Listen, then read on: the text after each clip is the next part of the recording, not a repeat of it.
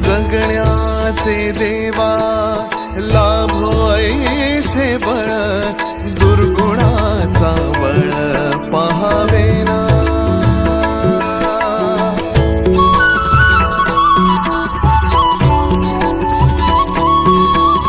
तुझ्या दारी दावी पांडुरंगी तळ उन्मादाचा मळ झाकवेना।